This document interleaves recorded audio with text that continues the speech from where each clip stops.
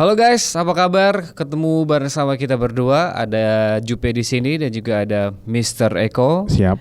Yang pasti kita bakal ngobrol-ngobrol nanti ya tentang sesuatu berbau misteri karena kita ada di channel Pintu Astral 7. Tok tok tok. Dunia lain penuh misteri. Yang tak tampak belum tentu tak ada. Kegelapan adalah pintu misteri. Selamat datang di Pintu Astral 7. Dunia lain penuh misteri.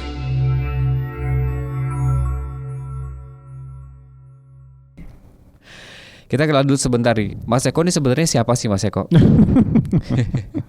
Iya kan? Bingung saya tuh ngomongnya ya. Cenayang bukan? Iya. Dukun bukan? Bukan. Bukan. Terus ahli dunia lain bukan? Ya. Bisa jadi. Iya. Kalau kita terjun sudah lama ya. Bukan cuma dari kemarin sore gitu loh. Sebenarnya kita terjun udah lebih daripada 25 tahun ya. Wow. Di dunia seperti ini. Cuma kan sekarang setelah ada YouTube kan jadi rame ya. Yap. Dan otomatis kita juga ikut meramaikan aja deh. Ya. Siap. Kalau Mas Eko sendiri kan memang backgroundnya dari bela diri ya. Bela diri pencaksilat. Jadi terus ya di sana kan ada juga materi yang mengupas juga mempelajari tentang hal-hal yang berkaitan dengan dunia lain. Itu aja. Oke, jadi singkat cerita sebenarnya Mas Eko sama Jube di sini udah lama ngelakuin obrolan-obrolan kayak gini tapi di radio. Di radio. Nama radionya UTI FM Medari. Nah, tapi dulu sebelum UTI FM Medari pun sudah juga ya. UTI FM doang dulu namanya. Radionya ganti nama. Jadi kita sudah berkarya di radio itu dari tahun 2004. Nah tuh 2004 tuh. Bulannya bulan Desember. Waktu itu mau ya Mas Eko. Iya, soalnya waktu itu Mas Eko mengisi acara di UTI FM Medari. Tadi namanya UTI FM ya. Kebetulan studionya juga ada di kampus pusat UTY. Ya, Universitas Teknologi Yogyakarta Pusat yang ada di Jombor ini. Di gedungnya ya? Iya. Itu bulan Desember mau mengisi acara tutup tahun ya. Dalam acara Cenayang. Cenayang live jelas ya. Sampai sekarang masih tetap ya. Berarti sekitar berapa tahun Mas Jupe? 2004 ke 2022. Hampir 20 tahun, 18 tahun Mas. 18 tahun. Pertama dulu bukan sama aku ya. Sama penyiar lain ya. Itu di tahun 18 tahun itu kan di radio ya. Tapi sebelum di radio kan kita udah lama juga ya. Tadi Mas Eko bilang 22 tahunan ya udah ya. 25 tahun. 25 tahun. Hampir 30 tahun lah. Kalau Mas Eko berkarya dari SMP kelas 2 sudah terjun di hal-hal yang berkaitan dengan dunia lain. Oke, ya wes. Kalau gitu di Pintu Astral 7 episode perdana ini kita akan membahas sesuatu yang ini mungkin banyak yang bertanya-tanya ya. Ini pernah kita angkat juga di radio waktu kita siaran, yaitu 7 tanda terkena santet. 7 tanda terkena santet. Mengerikan sekali. Kenapa masih 7? Ya sebenarnya nggak cuma 7 ya, tapi banyak. 7 tuh yang kita nilai adalah yang terunik ya Mas Eko. Ya, sebab sebenarnya ciri-ciri jadi orang yang terkena santet sebenarnya banyak ya Mas Jube.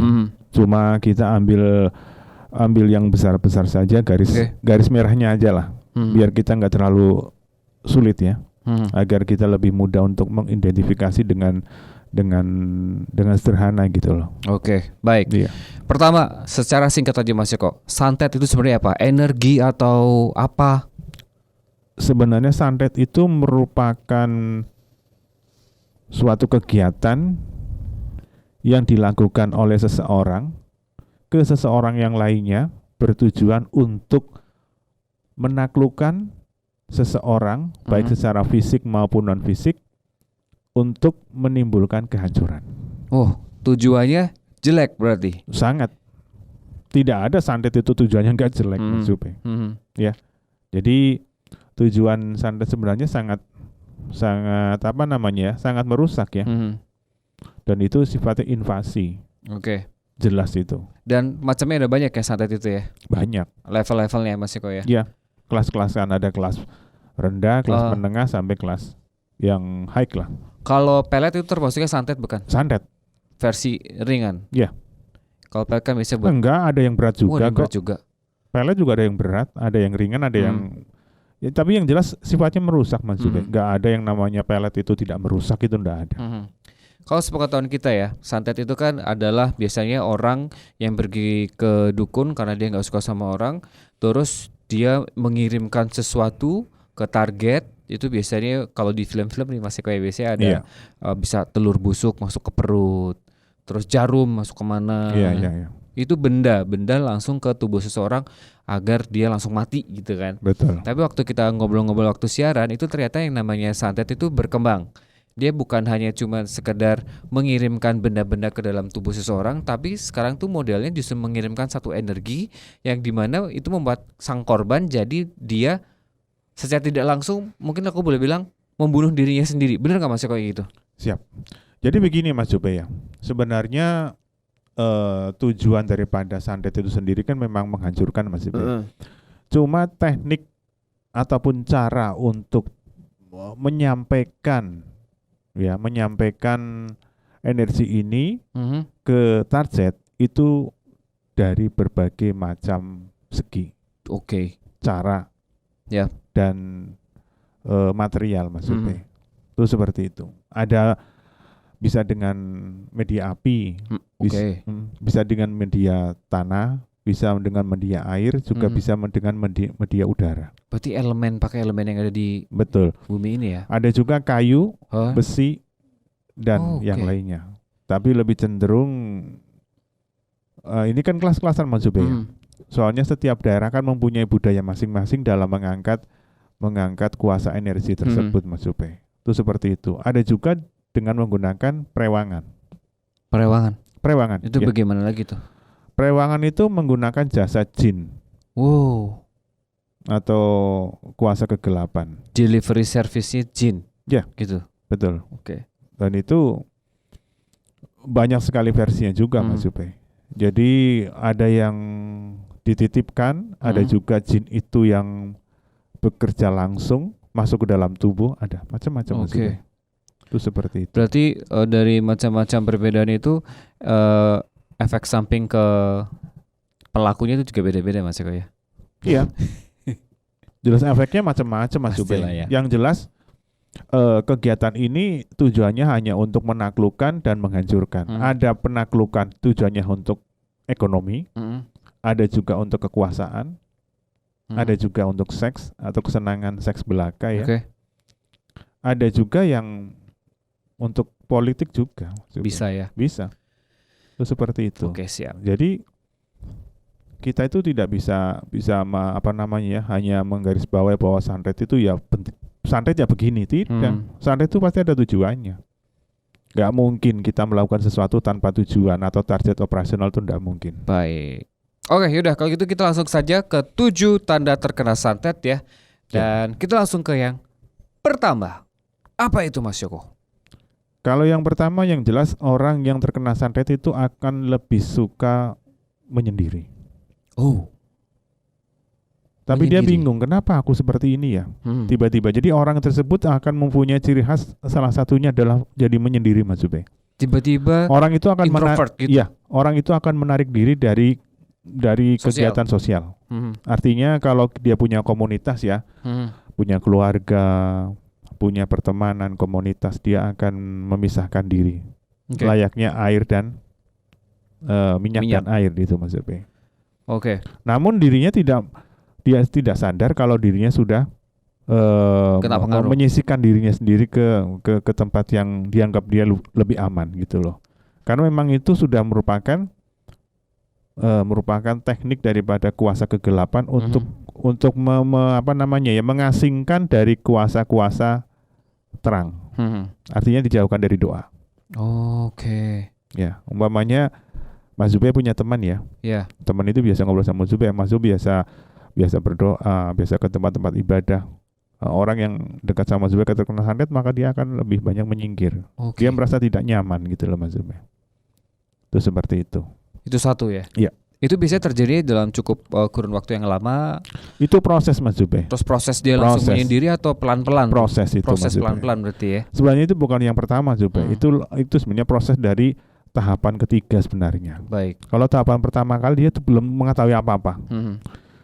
Biasanya santet itu ada yang terkena di kantor. Gitu. Ada yang terkena di tempat-tempat keramaian. Yap. Ya, ada juga di rumah. Jadi targetnya tergantung daripada target itu sendiri itu terkena di mana Mas Zube. Baik. Itu seperti itu. Siap. Selanjutnya Mas Eko. Setelah tadi ciri pertama menyendiri. Ya. Apalagi tanda terkena santet berikutnya? Bingung. Ya, dia kelihatan bingung. Kayak linglung kayak gitu. Iya, resah, gelisah dan sebagainya. Tapi kalau dia mempunyai sedikit pagar Mas Zube, kadang-kadang orang tersebut akan cerita Mas Zube. Aku kok koyong ini yo. Yap. Ada apa ya aku ya? Dia mengeluhkan seperti itu biasanya kepada teman, sahabat dan sebagainya. Itu biasanya kalau dia, maaf ya, umumnya dia tuh ahli ibadah. Bukan ahli ibadah, artinya dia suka rajin beribadah. Ya. Lalu tapi dia kena gitu ya. Kena. Dia masih setengah sadar. Orang mengatakan seperti halnya orang terkena obat-obatan kan masih setengah sadar gitu loh Mas Zube. Maka dia ngomong, aku kok koyong ini yo. Aku kok kayak gini. Aku kenapa ya? Gitu loh. Nah temannya biasanya akan mengatakan, kamu ngapain aja? Kamu nggak tahu, aku kok bingung sekali. Aku kok gelisah. Aku kok bingung, bimbang, resah. Aku kok merasa takut ya. Tapi aku bingung namun tidak bisa menjelaskan kenapa aku bingung dan sebagainya. Gitu loh Mas Zube. Oke, baik. Itu juga bertahap juga? Iya. Lalu langsung aja kita yang ketiga Mas Eko. Dia membawi bau-bauan yang unik. Cuma dia yang membawi atau semua orang di sekitarnya? Membawi bau-bauan yang unik? Iya. Contohnya bau apa? Bisa bau bunga, bisa bau minyak-minyak, ya, minyak yang aneh-aneh itu loh Mas Zube. Artinya minyak wangi namun bukan minyak wangi yang biasa dipakai orang seperti biasanya. Akan baunya tetap berbeda. Ada khas sendiri ya? Ada kekhasan tersendiri. Bisa bau bau kayu dibakar, ya, seperti beras dibakar. Oh, bau agak gosong-gosong gitu ya, Mas. Pokoknya yang seperti itulah kira-kira. Bau rambut dibakar dan sebagainya. Itu biasanya di malam-malam tertentu atau enggak? Dia itu kalau saat dia sedang sendirian. Itu baunya sangat menyengat atau dia cuman kebau? Tadinya kebauan aja Mas Zube. Nanti lama-lama menyengat lama-lama. Itu kalau gitu biasanya lagi dikerjain atau gimana tuh Mas biasanya? Lagi dikirim atau apa? Enggak. Jadi gini Mas Zube ya. Kalau pelaku santet, artinya orang yang menyediakan jasa santet itu mengirim, itu belum tentu langsung kena Mas Zube. Oke. Itu ada yang menunggu saat-saat yang tepat untuk masuk ke dalam target.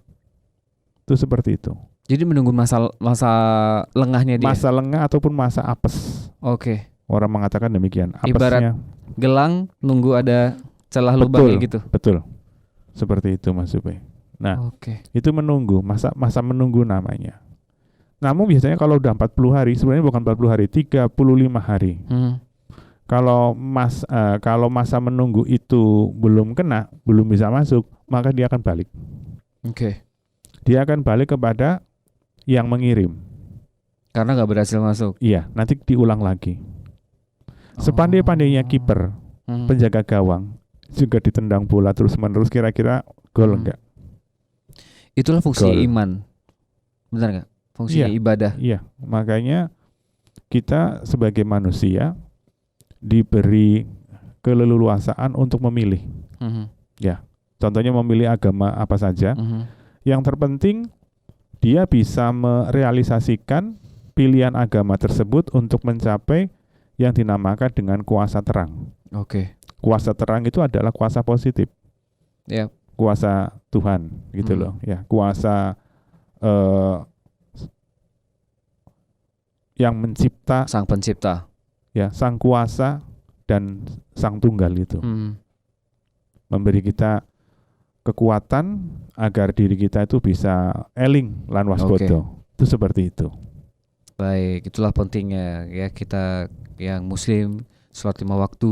Ya, setiap agama kan mesti setiap agama sebenarnya semua agama Mas Jube itu memberikan gambaran, memberikan masukan dan memberikan materi bagaimana caranya manusia agar manusia itu sendiri bisa mengcover dirinya. Ya. Karena rezeki jodoh mati kan Tuhan yang menentukan. Tapi kan manusia disuruh untuk ikhtiar, berusaha. Nah, salah satunya doa dan sebagainya. Ya, karena bahkan pengalaman religiusku juga rajin berdoa, tapi kadang juga hati masih kayak ada sesuatu. Nah itu kayak belum nyampe doanya. Betul Mas Ube. Jadi kalau umpamanya kalau kita itu selalu aktif dengan kuasa terang, maka kuasa kegelapan itu hanya akan mencari saat ada suasana yang remang-remang. Oke. Masa lengah tadi tuh remang-remang. Masa remang-remang sebenarnya namanya. Biasanya kalau kondisi apa tuh masa remang-remang? Masa remang-remang contohnya dia dalam keadaan sakit. Sakit fisik. Secara fisik. Lalu? Kalau yang perempuan juga menstruasi. Setiap bulan kan mesti ada datang bulan ya. Itu masa lengah. Terus putus cinta mungkin kecewa. Yang jelas masa-masa seperti itu Mas. Artinya dalam kondisi jiwa kita itu labil. Ya. Atau orang-orang sekarang mungkin ngomongnya lagi down gitu ya. Betul. Iya, lagi sedang dalam posisi drop. Levelnya lagi di bawah. Turun kelas gitu loh. Nah, disitulah dia akan masuk. Jadi kuasa remang-remang itu antara terang dan gelap. Disinilah lubang ataupun pintu yang paling pas mereka akan masuk. Betul. Sekecil celah itu akan sangat dimanfaatkan. Selubang jarum pun bisa masuk mereka. Wow. Termasuk pelet, sandet dan sebagainya itu loh. Siap. Lanjut yang keempat Mas Eko. Tadi satu udah tiba-tiba ingin menyendiri. Kedua bingung atau linglung. Ketiga membawi bau-bauan khas. Yang keempat sakit. Ya. Sakit fisik. Sakit fisik ataupun sakit non fisik. Jadi dia merasa sakit tapi bingung. Aku sakit apa ya? Kalau dibilang ke dokter nggak ada penyakitnya, tapi dia merasa sakit Mas Upe. Oke. Jadi dia tuh bingung. Aku sakit apa ya sebenarnya ya? Jadi dia bingung pada dirinya sendiri. Makanya orang yang terkena santet itu dia merasa bahwa dia hanya menanggung bebannya sendiri. Karena kalau dia cerita sama orang lain pun belum tentu percaya dengan apa yang dia rasakan gitu loh Mas Upe. Sakit itu? Ini uniknya santet seperti ini, itu. Kalau diperiksain ke dokter gitu, adalah apa ketahuan sakitnya atau biasanya kan ada tuh yang udah ke dokter loh. Ini nggak apa-apa, nggak dicek sehat kok. Tapi dia merasa sakit. Itu sakit yang kayak apa tuh? Walaupun pakai alat MRI loh Mas Ube. Ada kan alat yang MRI itu kan bisa ngeliat semuanya, ternyata uratnya, sarafnya semua baik-baik saja. Tapi dia merasa sakit. Aku sakit itu loh. Berarti itu yang perlu dicurigai ya. Betul. Sakitnya termasuk general check up dan sebagainya, ternyata dia sehat. Tapi dia merasa sakit. Aku ini sakit itu loh. Kebetulan Mas Eko sendiri kan di Padepokan ya Mas Zube ya. Sering nangani kasus-kasus seperti ini ya. Dia sampai bingung, Mas Eko, aku sampai maaf ya kalau meludah itu keluar darah Mas Eko. Ya, ada juga sampai yang BAB keluar darah. Udah periksa dokter, barangkali disentri dan sebagainya, mungkin juga asam lambung, luka tukar lambungnya sampai meluka sampai keluar. Enggak, positif enggak ada Mas Eko. Lalu dia merasa terganggu. Karena merasa terganggu, sebenarnya itu kan induksi Mas Zube. Itu sebenarnya untuk mengganggu secara fisik, agar orang itu tidak percaya diri lagi. Saat orang itu sudah tidak percaya diri lagi, maka sangat mudah sekali untuk dimasuki dengan energi yang lebih besar. Jadi orang itu merasa terintimidasi gitu loh. Itu seperti itu Mas Ibe. Berarti bisa dibilang terintimidasi dengan ketakutannya sendiri ya? Ya. Dibikin stres berarti Mas Eko intinya. Memang. Apakah pelet jaran goyang tidak bikin orang stres? Jaran goyang. Lanjut lagi. Tadi ke berapa? 4 ya? Sekarang ke-5. Oke, tadi kan pertama bingung, menyendiri. Kedua bingung. Terus ketiga adalah membau-baui. Yang keempat sakit. Yang kelima, mungkin di sekitar rumahnya ada ciri-ciri apa, tanda apa gitu? Enggak, ini untuk pribadi dulu aja. Dia sering lupa diri. Sering lupa diri? Iya. Lupa diri untuk berbuat ya, dosa. Seperti orang linglung. Oh, oke. Contohnya, aku naruh ini di mana tadi, lupa gitu. Bingung Mas Ube. Sampai arah itu saya bingung. Arah selatan, timur, barat. Ini kisah nyata Mas Ube ya. Ada sebuah kasus, ini kejadian lama. Kebetulan beliau, maaf ya, cuma ngomong saja ya. Beliau itu aparat. Ya. Seorang aparat. Ini kliennya Mas Eko. Ya. Ini kisah nyata Mas Ube ya. Istrinya datang ke rumah, minta, karena jarang pulang ke rumah. Akhirnya waktu dia pulang ke rumah dibawa ke tempat Mas Eko. Lalu kita prosesi. Saksinya itu ada istri, ada muridnya Mas Eko juga, ada asisten juga. Saat kita doain tuh sampai dari ubun-ubunnya keluar asap. Itu asap itu nyata. Asap goib. Maksudnya asap yang cuma Mas Eko bisa lihat. Asap beneran. Tapi yang lihat tuh cuma satu. Mungkin kalau banyak orang nggak lihat ya. Itu ada sekitar 4 orang lihat semua. Mas, itu keluar apanya itu Mas?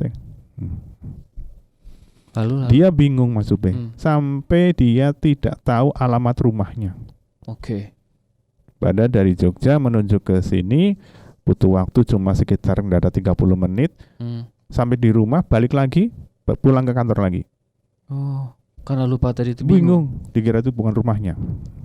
Terus setelah keluar asap itu, setelah diproses itu? Iya, saya bingung juga. Artinya kok aku di sini seperti linglung gitu Mas Ube. Kalau sekarang sih udah, ya alhamdulillah sudah jadi pengusaha sukses malah. Oh itu pengusaha. Saya Mas Eko masih gini-gini aja, dia udah sukses gitu. Karena memang biasanya di persaingan para pengusaha juga ada main-main begini. Oh jelas. Ya, lanjut lagi. Nomor 6 Mas Eko. Setiap kali dia bicara, dia merasa tidak pernah bisa mengendalikan emosinya. Setiap kali bicara dia tidak pernah bisa mengendalikan emosinya. Iya, meledak-ledak. Oke. Meledak-ledak, tiba-tiba menangis, tiba-tiba minta maaf, tiba-tiba bersedih. Oh, emosinya naik turun. Iya. Labil. Dan tidak bisa diingatkan, apalagi diingatkan dengan nama-nama Gusti Allah, nama-nama Tuhan, nama-nama kuasa terang. Oke. Itu apalagi suruh ibadah, boro-boro. Dalam kondisi tertentu pas lagi marah-marah atau tiba-tiba bisa marah-marah gitu. Gampang terpancing emosinya. Iya. Hal sepele bisa jadi meledak. Betul. Tidak bisa diingatkan. Terus tahu-tahu dia sadar sendiri, aku tadi ngapain gitu. Enggak, memang dia melawan Mas Ube. Melawan kebenaran. Telinganya seperti disumpal gitu loh Mas Ube. Itu seperti itu. Yang terakhir, yang ke-7. Melukai diri sendiri ataupun melukai orang lain. Melukai diri sendiri ataupun melukai orang lain. Iya. Secara disengaja atau tidak disengaja? Betul. Itu kalau sudah terdesak sekali Mas Ube. Dia akan melukai diri sendiri ataupun melukai orang lain. Apalagi kalau lihat kaca itu, kalau sudah terkena santet itu, dia bisa memecahkan kaca itu. Karena dianggap itu lawannya. Dia membenci dirinya sendiri gitu loh Mas Ube. Karena udah kemasukan inang toh. Itu seperti itu. Berarti lama-lama yang mengendalikan tubuhnya adalah bukan dia sendiri. Iya, kita jadi inang. Tapi sesuatu yang dikirimkan ke target itu tadi. Betul. Prosesnya biasanya berapa lama Mas kalau kayak gini? Waduh Mas Ube. Beda-beda. Menurut pengalaman dari semua klien-klien Mas Eko sendiri di Padepokan, yaitu banyak macamnya Mas Ube. Macamnya banyak, tergantung daripada tujuannya. Itu seperti itu. Soalnya apalagi yang tujuan ekonomi Mas Ube, itu akan selalu memperbarui. Soalnya santet kan ada yang cuma kekuatannya 40 hari, ada yang 100 hari, ada yang 1000 hari. Paling tertinggi 1000 hari. Tergantung kontrak dan ini ya. Saya pernah menangani kasus itu ngeri Mas Ube. Saya pikir itu ya sepele tapi ngeri ya. Artinya orang terkena santet yang dicampuri dengan darah. Darah manusia atau darah? Iya. Jadi darah kotoran bulanan itu dicampurkan, makanya hati-hati ya. Apalagi campurkan ke dalam kopi gitu. Dan udah dikasih mantra, diminum, jadi. Itu kalau pas untuk bisa mengeluarkan satu tetes itu Mas Jube, itu harus muntah sampai ke kuning-kuningnya sampai ke dasar lambung. Satu tetes doang. Iya. Setengah mati itu Mas Jube. Itu dikuras itu. Dan itu biasanya biasanya itu untuk menguras ekonomi habis-habisan itu. Oke. Orang kaya bisa jadi miskin, tapi jarang ya pejabat jadi miskin ya. Pejabatnya cuma tambah korupsi aja kan gitu. Oke, itu tadi ya Mas Eko ya, 7 tanda terkena santet. Sebenarnya nggak cuma 7, tapi masih ada yang lain. Dan mungkin nanti di sesi berikutnya kita akan lanjutkan Mas Eko ya. Betul. Untuk tanda terkena santet ini. Tapi sebelum kita menutup episode untuk yang ini, aku mau Mas Eko jawab ini, mitos atau fakta tentang tanda atau tentang santet aja deh, tentang tanda terkena santet ini ya. Pertama, benar atau salah, mitos atau fakta, memelihara angsa itu bisa menjauhkan orang terkena ilmu hitam, termasuk santet. Itu mitos Mas Jube. Mitos? Iya.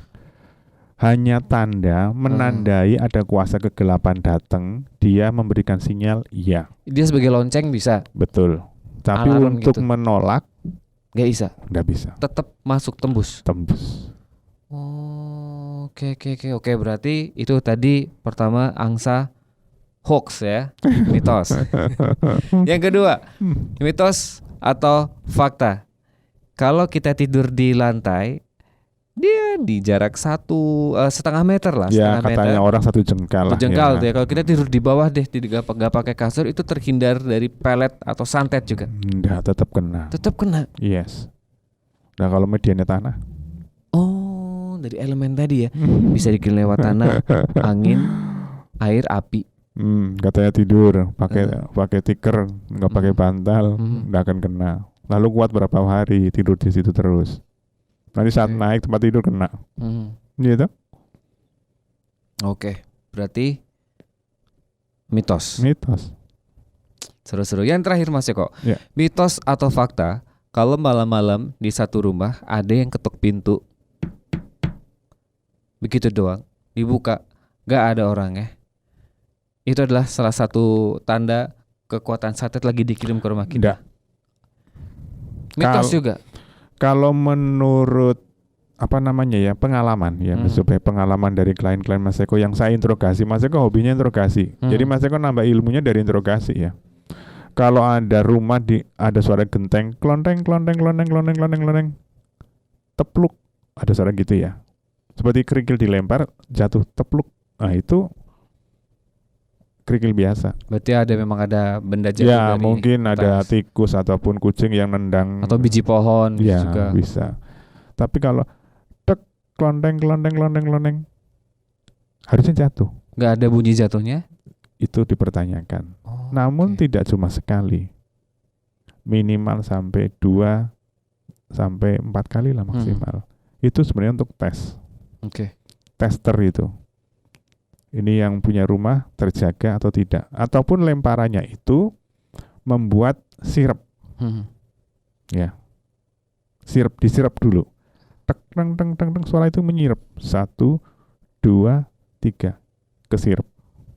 Nah saat sirup ini sudah masuk, energi itu agak ada balik ke si pelaku mendeteksi laporan. Ini sudah terbuka, tinggal berkarya. Tinggal kirim. Oke. Baik. Nanti kirimnya bisa dengan suara, bisa dengan api, bisa macam-macam supaya yang lihat biasanya tetangga. Orang lagi lewat lihat ada bola api gitu ya. Betul. Oke. Ini kisah nyata Mas Ube, enggak cuma isapan jempol belaka gitu loh. Berarti kalau tanda-tanda yang bola api itu kadang di film-film dulu, film-film Susana itu kan ada ya. Berarti based on true story ya. Mas Eko pernah nangani kasus unik Mas Ube. Apa itu? Kebetulan beliau itu seorang pejabat politik di luar Jawa. Kebetulan anaknya kuliah di Jogja. Itu udah lama sekali lah, lebih dari 7 tahun. Terus? Lalu bapaknya itu sering memang hartanya memang dikuras orang ya, seorang perempuan Mas Ube. Ya. Lalu konsultasi dulu 1 kali 2 kali sama temennya.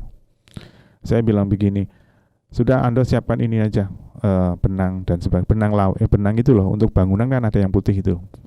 Ya, lalu kita prosesi secara khusus.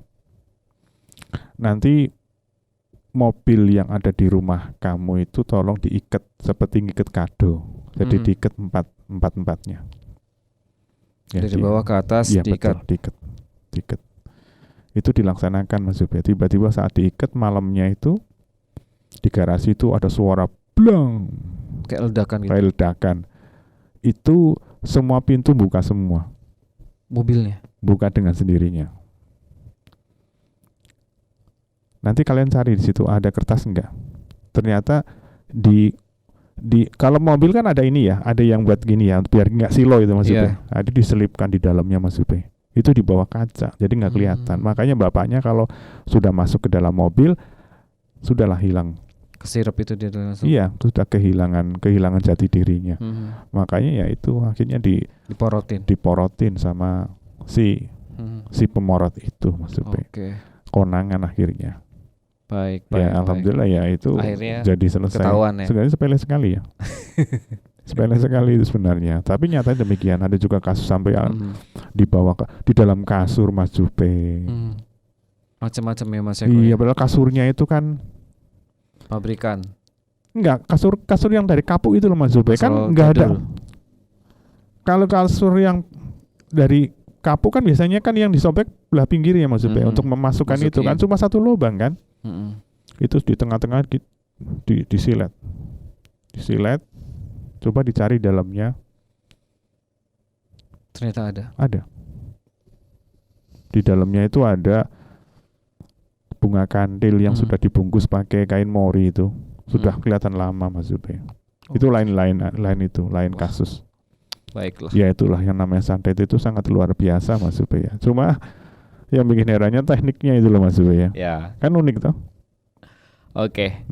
Baik Mas Eko, kayaknya episode ini kita cukupin dulu sampai di sini tentang 7 tanda terkena santet ya.